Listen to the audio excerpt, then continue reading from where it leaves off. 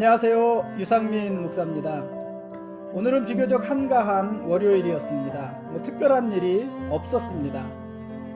새벽에 예배 드리고 집에 가서 아침밥 먹고 서울 간다는 작은아이 전철역에 데려다주고 오는 길에 논밭이 있는 시골길과 산을 가로지르는 오솔길을 잠시 드라이브 했습니다.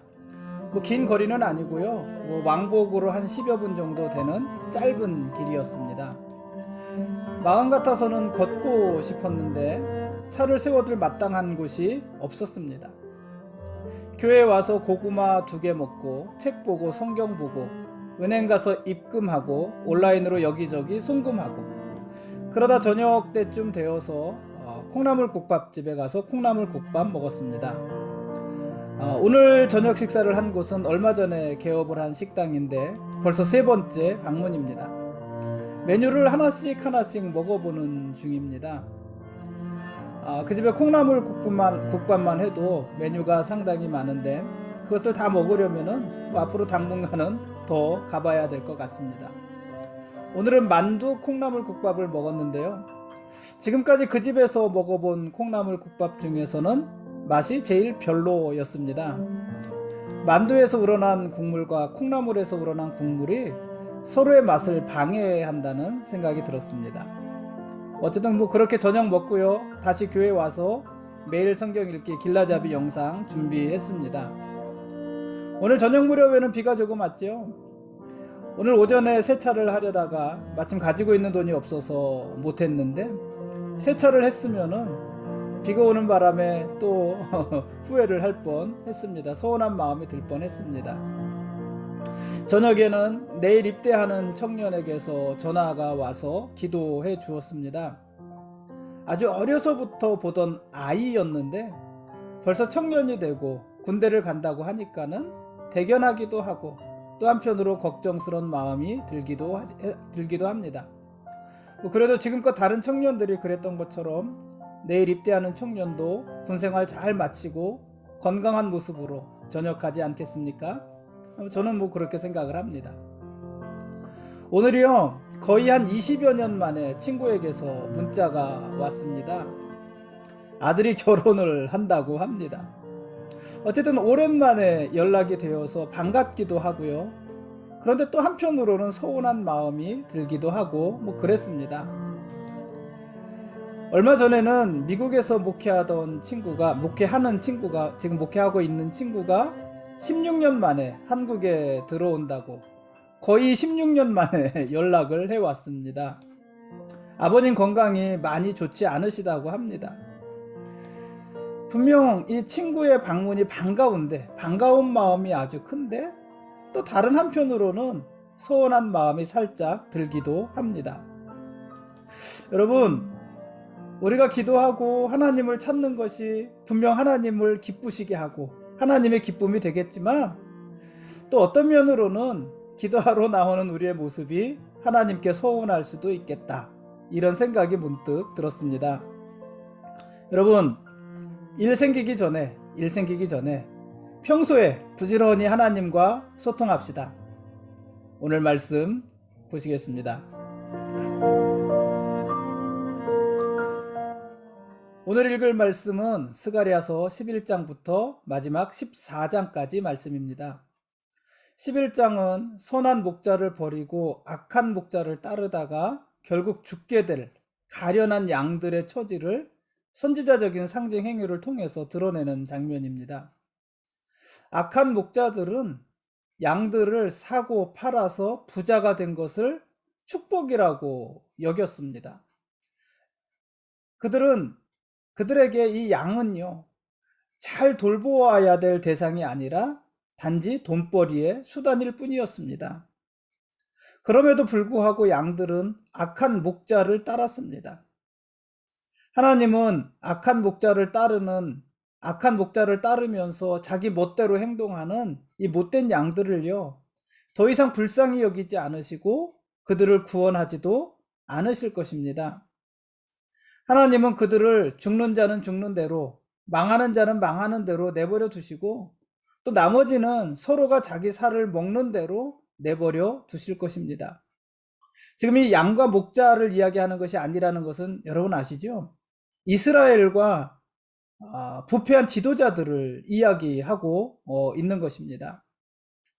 어쨌든 하나님께서 그렇게 그들에게 은총과 연합의 막대를 거두시자 그 자리에 악한 목자의 채찍과 몽둥이가 들어섰습니다. 그들은 양들을 먹이는 대신에 양들을 잡아먹었습니다. 그리고 팔았습니다. 그러나 하나님께서 언제까지나 양들을 악한 목자들에게 버려두지는 않으실 것입니다.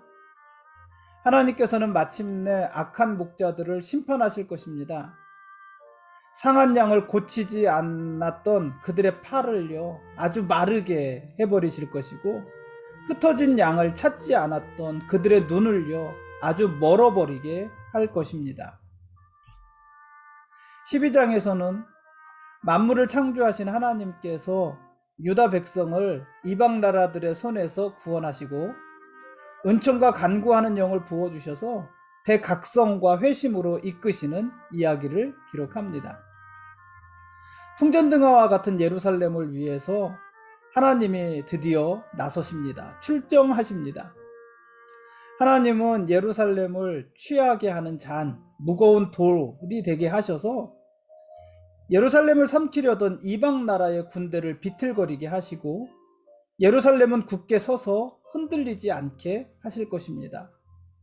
그리고 유다의 지도자들을 화로와 횃불 같게 하셔서 예루살렘을 애워싼 이방 나라들을 곡식단처럼 태워버리실 것입니다.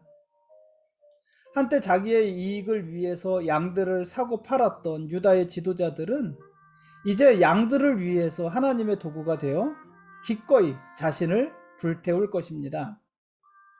그 후에 유다 백성들의 마음에 죄를 슬퍼하면서 통곡하는 영을 하나님이 부어주실 것이고 예루살렘은 드디어 진정한 회복을 맞이하게 될 것입니다.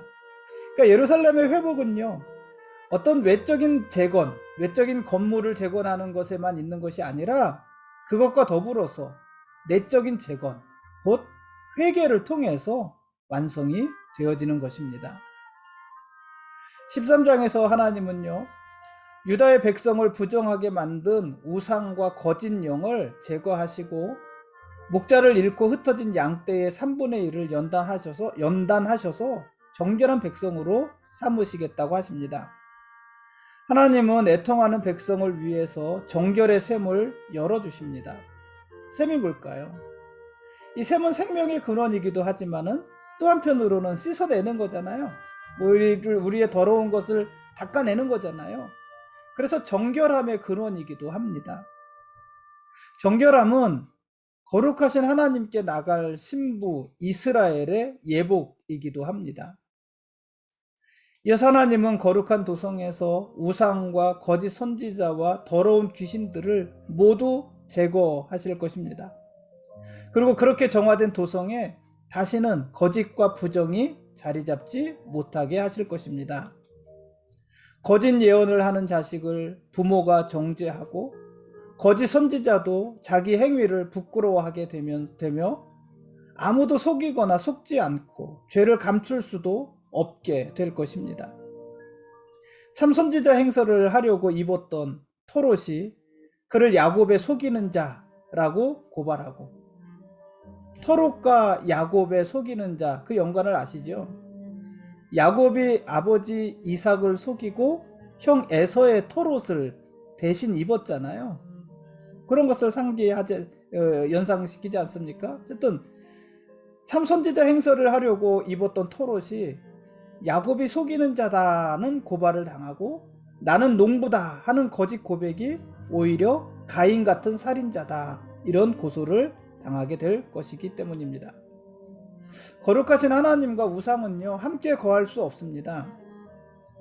여러분, 그래서요, 우리도 우리 안에 있는 하나님과 함께 할 수 없는 더러운 우상들, 이런 것들을 속히 제거해야 합니다. 그것이 우리의 재건이 되는 것입니다. 마지막 14장에서 하나님은 여호와의 날에 열방을 심판하시고 하나님의 백성을 새롭게 창조하실 것을 말씀하십니다. 그 후에 하나님은 새 시대의 왕으로 등극하셔서 영원히 열국을 통치하실 것입니다. 하나님께서는 대적들에게 재앙을 내리시고 남은 자들에게는 초막절 순례를 명령하시기도 합니다. 그날에 하나님은 열국의 왕이 되시고 예루살렘은 성읍 전체가 거룩한 성전으로 구별되고 성화가 되어질 것입니다. 지금까지 스가랴서 11장부터 14장까지 말씀에 대한 길라잡이였습니다. 오늘까지 스가랴서를 읽고요. 내일 읽을 말씀은 다시 에스라서 5장과 6장 말씀입니다. 하나님은 유다를 회복하시며 구원하실 때 약한 자들을 먼저 돌아보실 것입니다. 요즘 새벽에도 그렇고 수요일 날도 그렇고 이 길라잡이 영상을 통해서도 그렇고 약한 자들에 대한 이야기가 많이 나오고 있어요. 그래서 하나님께서 약한 자들에게 어떻게 마음을 두고 계시는지 많이 나오고 있는데, 하나님께서 유다를 회복하실 때도 약한 자들을 외면하시는 것이 아니라 그들을 먼저 돌아보실 것입니다. 그래서 약한 자들을 다윗처럼 강하게 하실 것이고 다윗의 족속은 하나님 같게 하실 것입니다. 오늘 스가랴서 12장 8절 말씀입니다. 하나님이 약한 자들을 강하게 하신다는 것이 무슨 말일까요? 약한 자를 어떻게 강하게 하실까요? 하나님이 약한 자를 강하게 하신다는 것은 그들에게 남부럽지 않은 세상에 힘을 주시겠다, 이런 것이 아닙니다. 남부럽지 않은 돈을 주시고 남부럽지 않은 지위를 주시고 남부럽지 않은 지식을 주시고 지혜를 주시고 그러시겠다는 것이 아닙니다. 그렇게 강하게 하시겠다는 것이 아닙니다. 하나님이 약한 자들을 강하게 하시겠다는 것은 하나님이 그들과 임마누엘로 함께 해 주시겠다는 것입니다. 하나님이 함께 하시는 것이 강함이라는 것입니다. 여러분, 교회의 힘은요, 세상이 자랑하는 권력과 부요함에 있지 않습니다. 결코 그것에 교회의 힘이 있지 않습니다. 이런 것들은요, 오히려 교회를 약하게 하고 악하게 하는 것들입니다. 일반적으로 교회는 부요할 때, 부자였을 때 타락했습니다.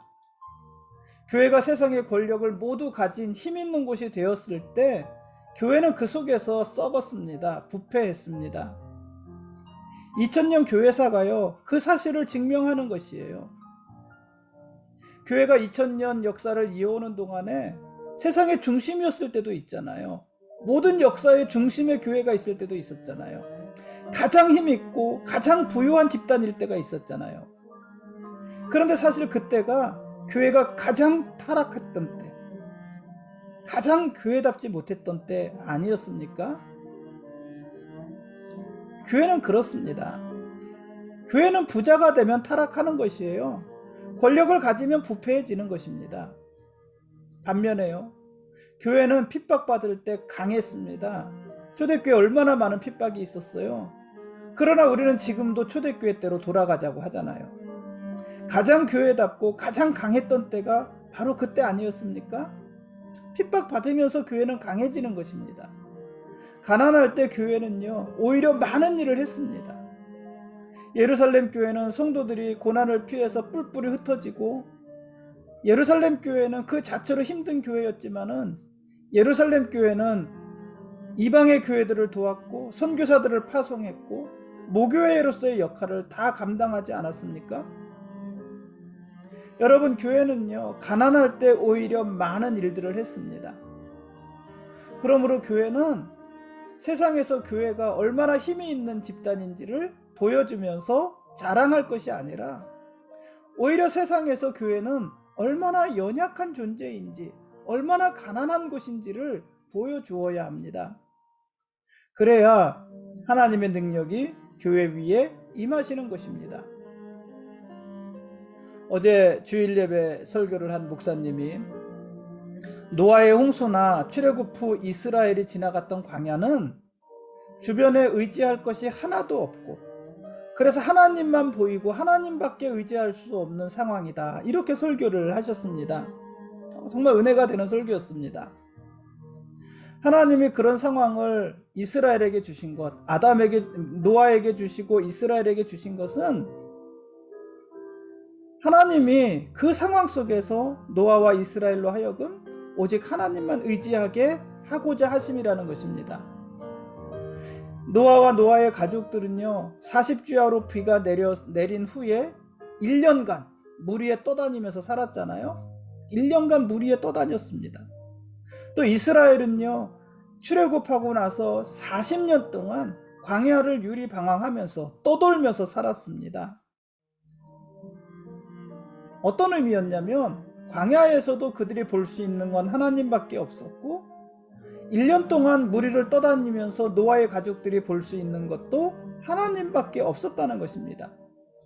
그래서 그 기간은 노아와 노아의 가족들, 이스라엘 백성들이 오직 하나님만 부르며 하나님만 바라보며 하나님의 도우심만 힘입으며 살아가는 것을 훈련하는 기간이었다는 것입니다. 그게 어제 설교한 목사님 설교입니다. 정말 그렇습니다. 우리가 사는 이 세상에서 자랑할 만한 것을 얼마나 많이 가졌는지 혹은 그렇지 못한지, 사실 교회에 그것이 그렇게 중요한 것이 아닙니다. 오히려 중요한 것은 우리가 교회가 얼마나 가지지 못했느냐는 것이고, 그래서 우리가 교회가 얼마나 하나님만 의지하느냐, 그것이 중요한 것입니다. 그것이 교회의 힘이고 능력이라는 것입니다. 오늘은 여기까지 하겠습니다. 하나님이 우리의 왕이십니다. 그리고 우리는 그분의 거룩한 백성들입니다. 고맙습니다.